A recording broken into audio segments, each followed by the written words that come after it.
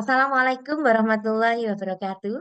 Selamat pagi semuanya, mahasiswa Universitas Airlangga semester 1 yang luar biasa dan tentunya memiliki karakter hebat.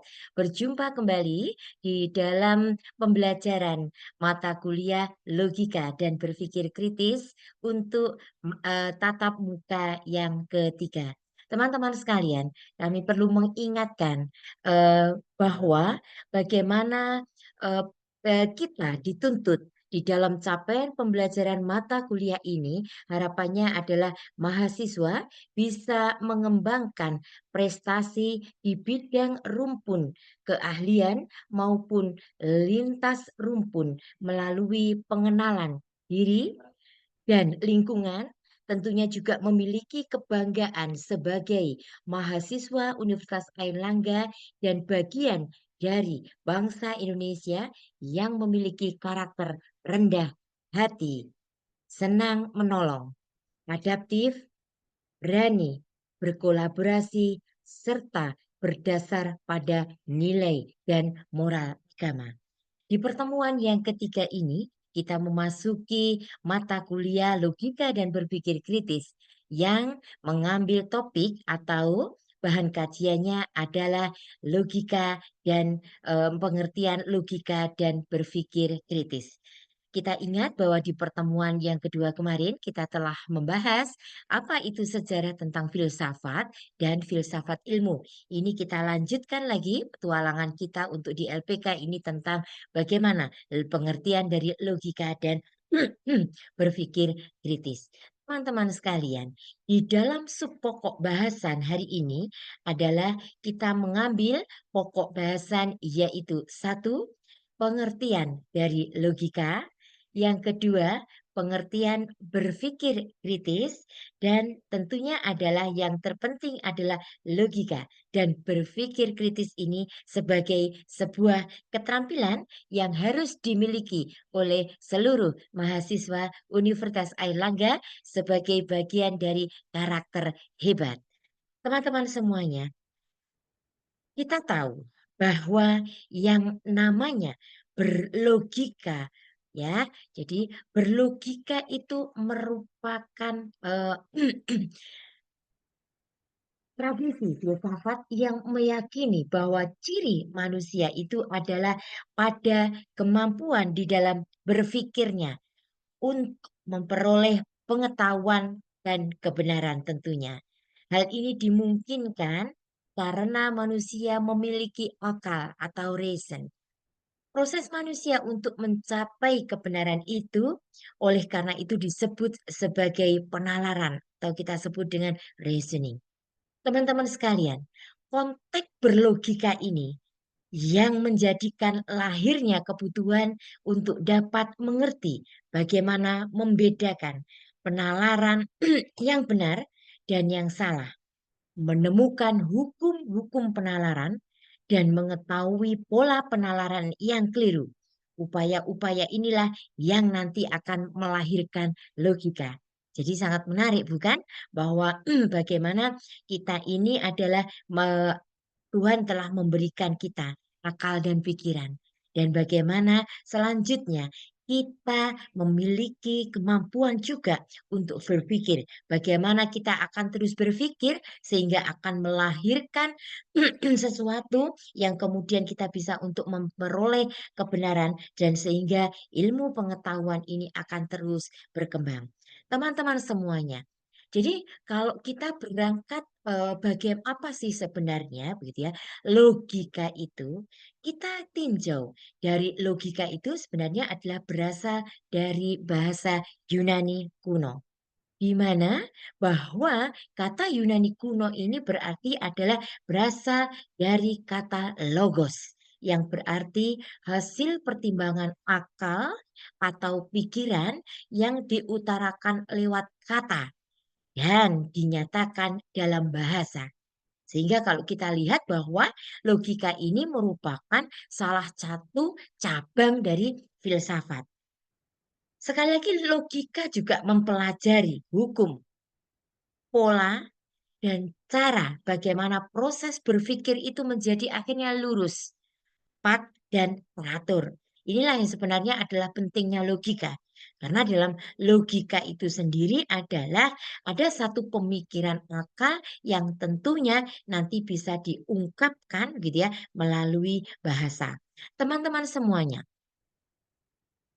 dalam berlogika, kita belajar dengan logika ini diharapkan bagaimana kita ini mampu untuk berpikir menggunakan penalaran gitu ya yang lurus, tepat dan teratur. Nalar sendiri ini dapat diartikan sebagai satu proses akal budi yang berusaha sampai pada satu keterangan baru atau sebuah simpulan dengan bertolak pada satu atau beberapa keterangan yang sudah diketahui atau ada pernyataan atau kita sebut dengan premis.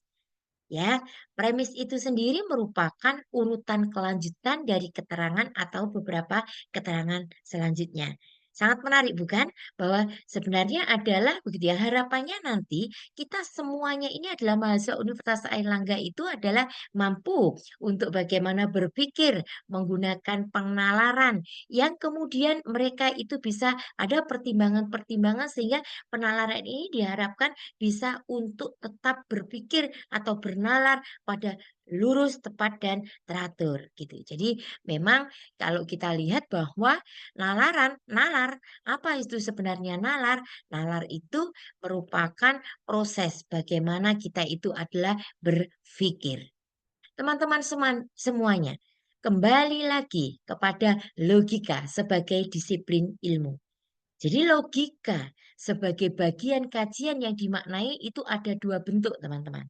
Satu sebagai ilmu pengetahuan dan yang kedua adalah cabang filsafat praktis.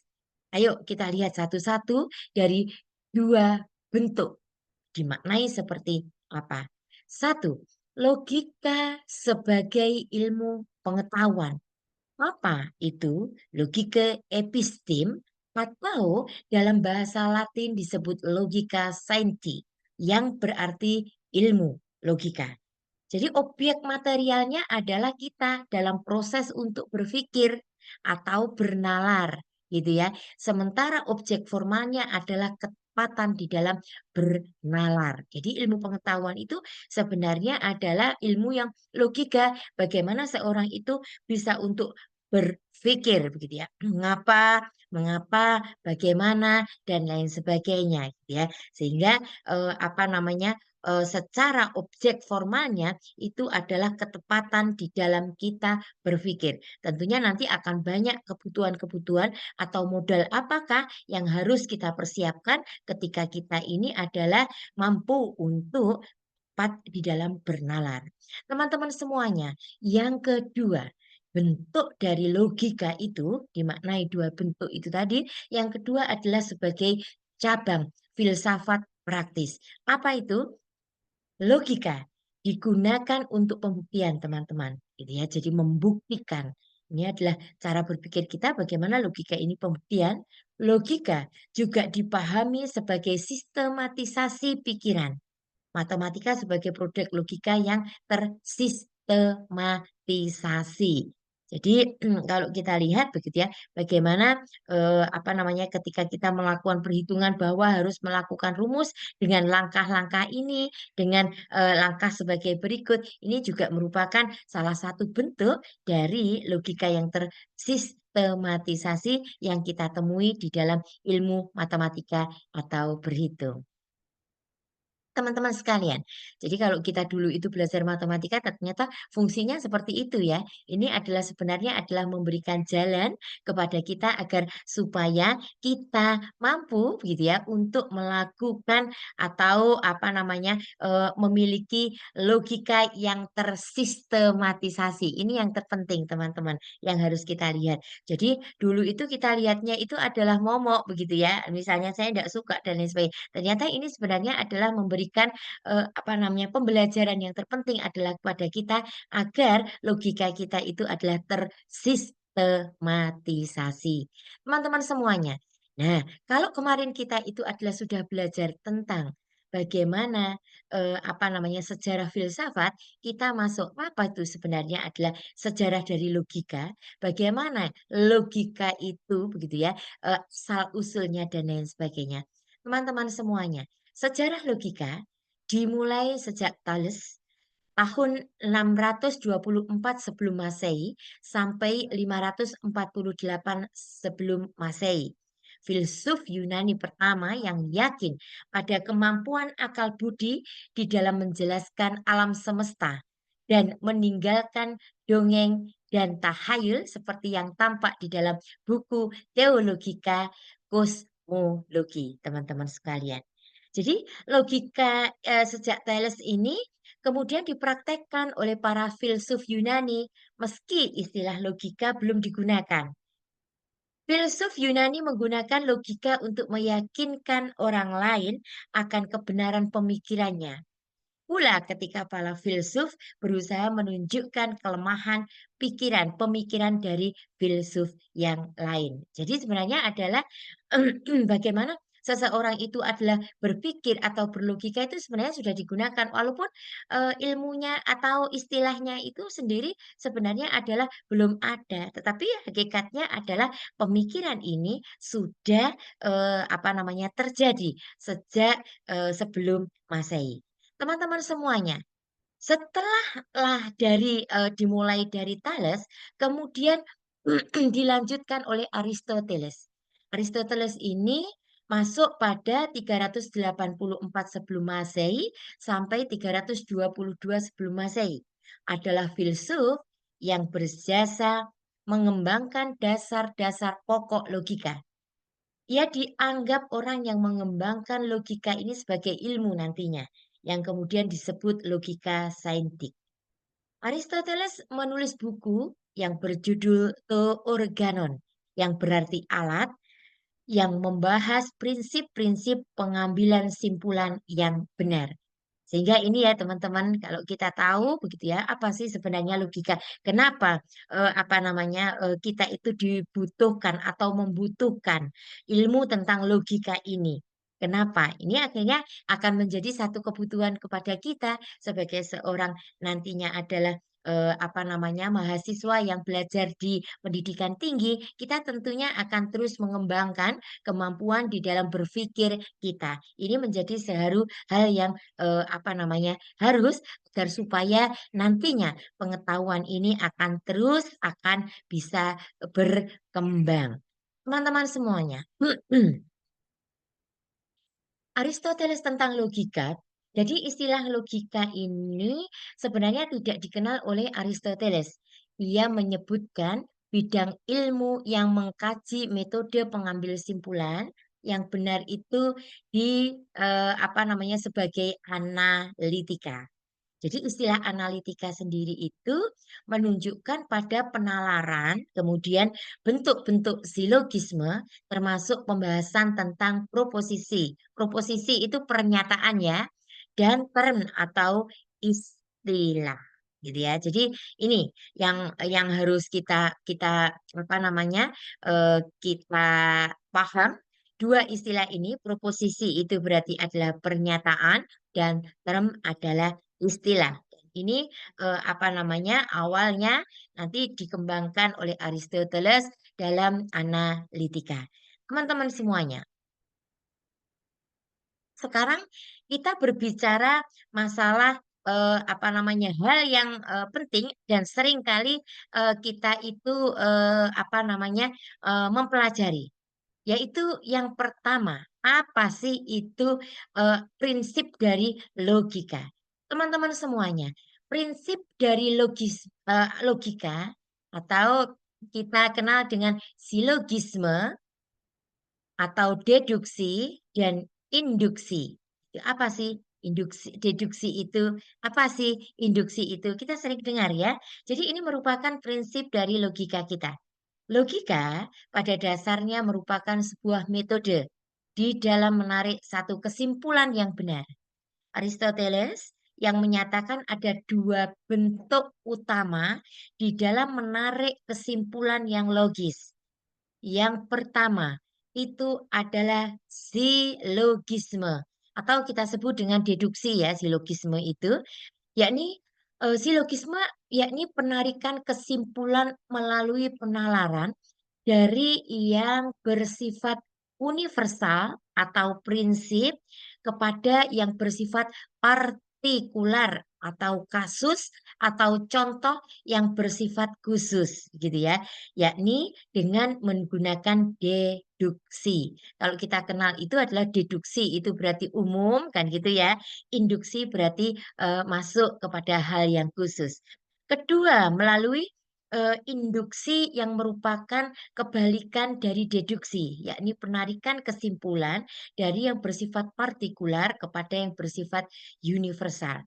Jadi menarik kesimpulan itu ada dua teman-teman gitu ya. Jadi menarik kesimpulan penalaran itu mulai dari yang pertama itu adalah bisa dari deduksi ke induksi ya, berarti yang universal kepada yang partikular, dan yang kedua bisa kita ambil dari induksi atau kebalikannya tadi itu, induksi berarti yang khusus atau partikular-partikular menuju ke umum atau deduksi. Jadi seperti itu. Kita sudah sangat mengenal ini, terutama ketika kita dulu itu adalah misalnya adalah mengarang ya.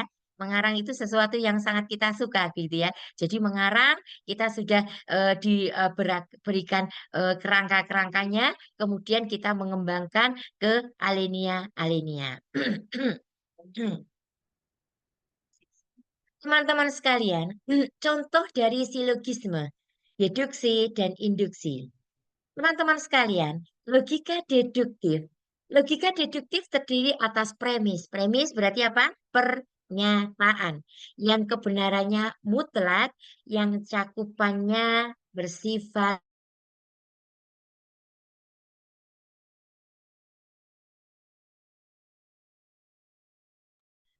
Jadi teman-teman, ini ya ulang lagi. Jadi contoh deduktif dan induktif. Gitu ya. Apa itu? Jadi logika deduktif berarti ini ya yang tadi itu kita yang dari yang general, universal begitu ya atau yang umum gitu kepada yang khusus gitu ya. Logika deduktif tadi atas premis atau pernyataan yang kebenarannya mutlak dan cakupannya universal yang disebut dengan premis mayor. Ya, berarti deduktif itu adalah pernyataan yang mayor. Kemudian ada juga premis minor ya, yaitu pernyataan yang makna cakupannya bersifat khusus dan diakhiri oleh simpulan. Berarti dengan arti lain harus kita pahami ya teman-teman, nanti biar kita bisa untuk mengembangkan pola ini di dalam cara berpikir kita, premis mayor begitu ya apa? Berarti contohnya adalah semua filsuf adalah manusia. Premis minornya, Aristoteles adalah filsuf. Simpulannya adalah Aristoteles adalah seorang manusia.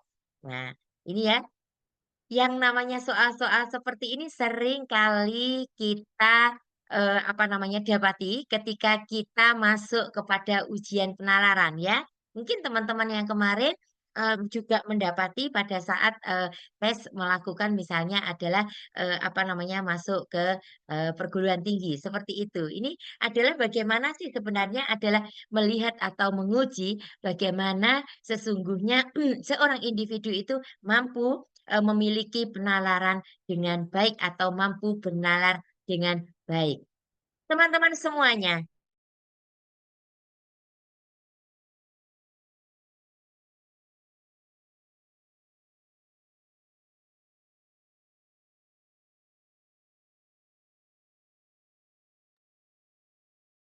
teman-teman sekalian, kita lanjutkan. Logika induktif terdiri atas dua atau lebih premis minor yang kemudian menjadi dasar penarikan simpulan kita. Ya, sekarang kita masuk ke induktif ya. Jadi logika induktif ini berarti dari apa namanya yang khusus itu tadi ya. Simpulan dalam logika induktif ini cakupan maknanya pasti bersifat universal, maaf, gitu ya, universal yang mencakup makna yang terkandung dalam setiap premis minor. Jadi contohnya ya, ini adalah premis satu, manusia butuh makanan. Premis duanya adalah hewan butuh makanan. Premis yang ketiga, tanaman butuh makanan. Sehingga kita simpulkan dari premis-premis minor tadi itu bahwa simpulannya apa? Semua makhluk hidup gitu ya butuh makanan. Makhluk itu berarti kan manusia, hewan, dan tanaman. Ya, sangat menarik bukan ya? Jadi ini memerlukan sebuah logika yang luar biasa dan ini adalah gitu ya. Artinya bagaimana kita juga memerlukan satu kecepatan, kelurusan di dalam berpikir agar kita mendapatkan gitu ya sesuatu kesimpulan yang pas atau sesuai dengan pernyataan tersebut. Teman-teman semuanya, kita lanjutkan. Nah, tadi kita juga menyinggung ya. Jadi matematika itu sebagai sebuah logika apa namanya simbolis gitu. Kenapa demikian? Ayo sekarang kita bahas satu persatu. Logika sebagai disiplin ilmu ya juga dikembangkan dalam bidang matematika. Jadi kalau kita dulu itu sebenarnya ngapain sih kok saya itu belajar matematika? Sebenarnya dalam matematika itu adalah gitu bagaimana individu itu dibekali, bagaimana mereka itu adalah bisa apa namanya berpikir atau berlogika. Jadi sebenarnya adalah nafas di dalam matematika itu sebenarnya hakikatnya adalah bagaimana mengajarkan atau melatih eh, keterampilan individu itu sebenarnya adalah mengembangkan logika. Logika disiplin ilmu yang dikembangkan di dalam matematika. Jadi logika ini dianggap sama dengan matematika sebagai ilmu penarikan kesimpulan yang logis dan sistematis ya. Jadi matematika adalah pendekatan logika di bidang ilmu ukur yang menggunakan tanda atau simbol matematika atau yang disebut juga dengan logika simbolik begitu ya. Jadi apa namanya logika-logika simbolik ini dikembangkan di matematika dan ini merupakan jalan yang sangat apa namanya sistematis begitu ya. Bagaimana sebenarnya adalah logika dikembangkan. Upaya ini dimulai oleh dua orang ahli medis yaitu Galenus 1300 sampai 201 Masehi dan Sextus Empiricus sekitar 200 model psikologis yang mengembangkan logika dengan menerapkan prinsip geometri. Jadi apa namanya?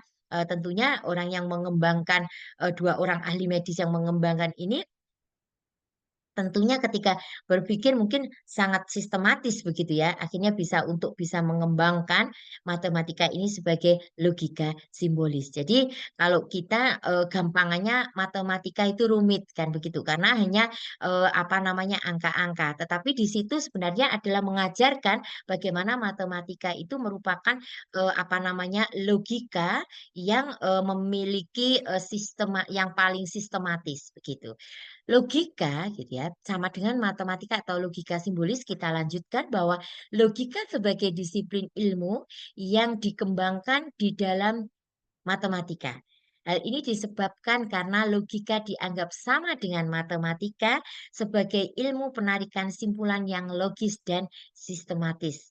Matematika adalah pendekatan logika pada bidang ilmu ukur yang menggunakan tanda atau simbol matematika atau yang juga disebut dengan logika simbolik. Upaya ini gitu ya, sama ya tadi itu gitu ya, apa namanya, balik lagi gitu ya. Teman-teman sekalian, pengembangan dari logika simbolis ini terus terjadi seiring dengan berkembangnya ilmu matematika dan ilmu alam gitu. Sehingga sebenarnya adalah berkembangnya ilmu matematika dan ilmu alam itu kalau kita lihat berarti seiring begitu ya teman-teman. Filsuf yang dikenal mengembangkan simbolik yaitu Gottfried Wilhelm.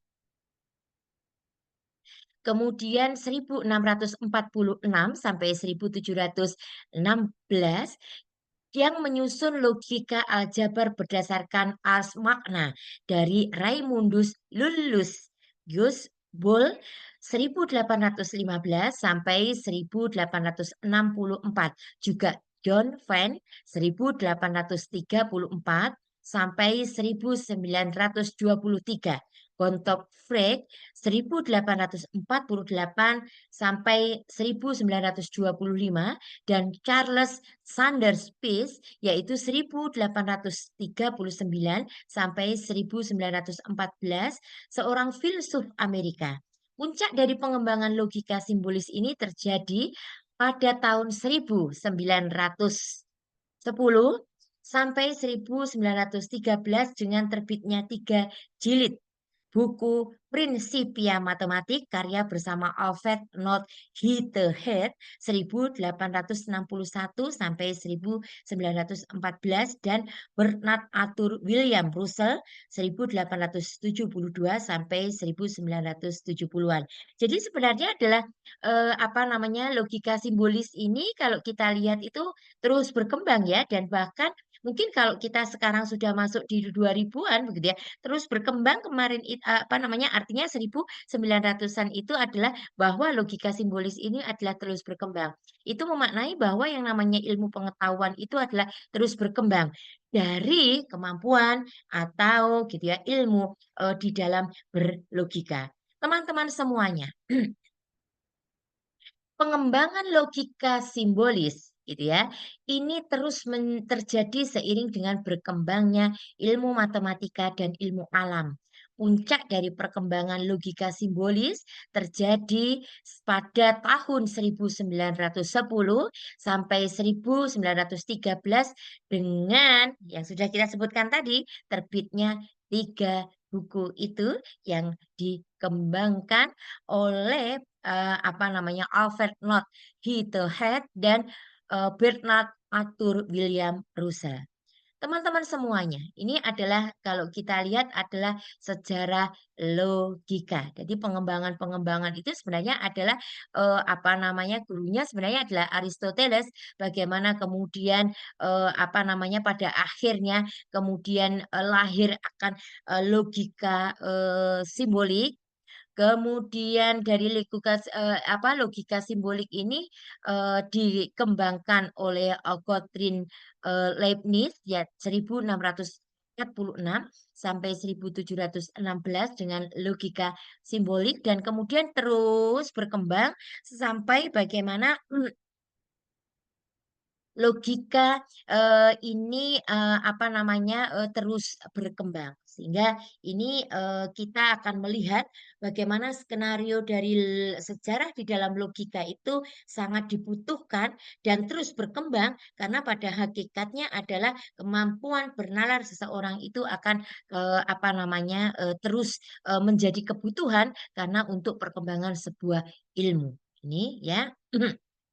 Kemudian teman-teman semuanya, pengembangan terus dilakukan di dalam apa namanya pengenalan logika ini, yaitu dikenalkan juga dalam filsuf Muslim dan logika. Kita kenal pengenalan logika di dunia Muslim ini dimulai dari dilanjutkan tradisi kaum Kristiani Syria dalam bidang pengajaran pokok-pokok pikiran dari Aristoteles pada masa dinasti Umayyah 661 sampai 750, di mana tradisi Kristiani Syria membahas pokok-pokok pikiran dalam organon, bab kategori, bab interpretasi, dan tujuan bab awal karya analitik Priora yang membahas tentang silogisme. Logika kemudian mendapat perhatian besar sehingga semakin tinggi minat dan filsafat Yunani pada masa dinasti Abbasiyah, yaitu 750 sampai 1000 apa namanya 12.058.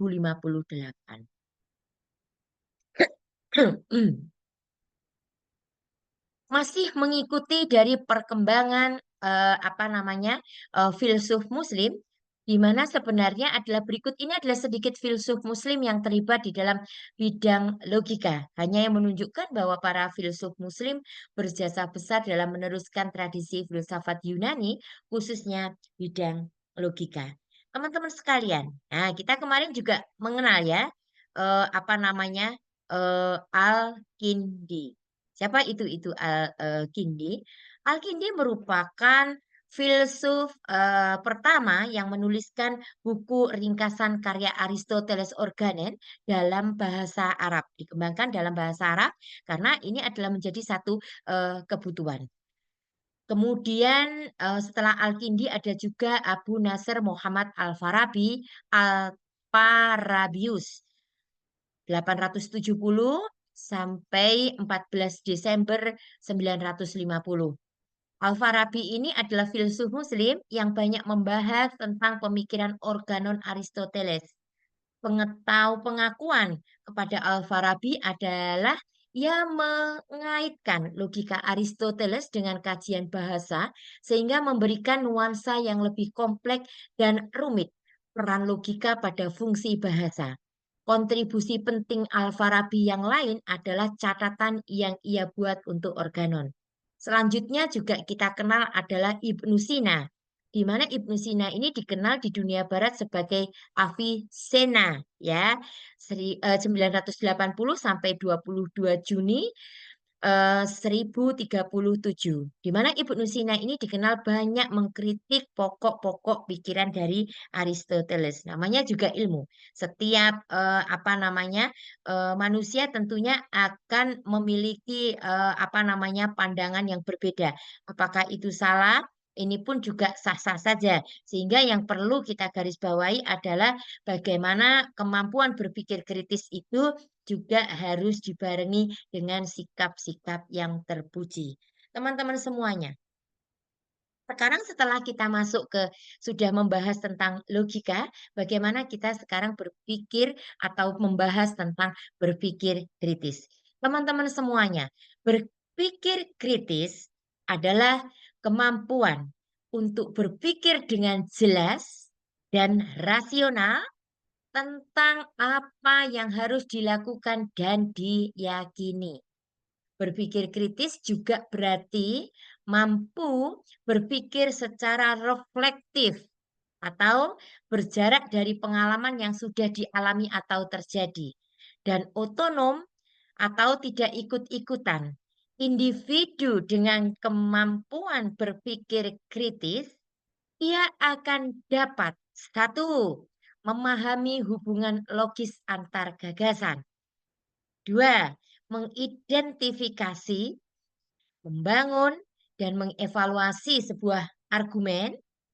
Kemudian yang ketiga, mengetahui ketidakkonsistenan dan kesalahan satu argumentasi. Yang keempat, menyelesaikan masalah secara sistematis. Yang kelima, mengidentifikasi gagasan yang relevan dan penting. Dan tentunya yang terakhir gitu ya, adalah merefleksi atau mengenali kembali alasan atau justifikasi keyakinan nilai-nilai pribadi. Sehingga tentunya kalau kita berpikir banyak hal ketika seorang individu itu memiliki kemampuan untuk berpikir kritis begitu ya, ternyata kan terbentuk dalam pola pikirnya itu adalah bagaimana mereka mampu juga untuk memahami, mengidentifikasi, juga mengetahui ketidakkonsistenan. Sehingga juga nantinya seorang individu itu juga mampu untuk menyelesaikan masalah, termasuk identifikasi gagasan yang relevan apa. Jadi berpendapat, saya punya pendapat, gagasan, karena ini nanti tidak ikut-ikutan. Seorang individu tentunya juga mereka juga mampu untuk berpikir secara mandiri. Dan tentunya yang terpenting juga individu mampu untuk merefleksikan. Jadi bagaimana mereka merefleksi kembali apa yang mereka alami, apa yang mereka sudah menjadi pengalaman mereka itu terrefleksikan kembali. Ini hal yang sangat penting, teman-teman. Sehingga ketika kita berpikir tentang berpikir kritis, itu adalah bukan sebuah konsep teori yang mengendap gitu ya, yang kemudian tidak kita apa-apain di dalam pikiran kita, tetapi ini perlu kita kembangkan. Pengembangannya tentunya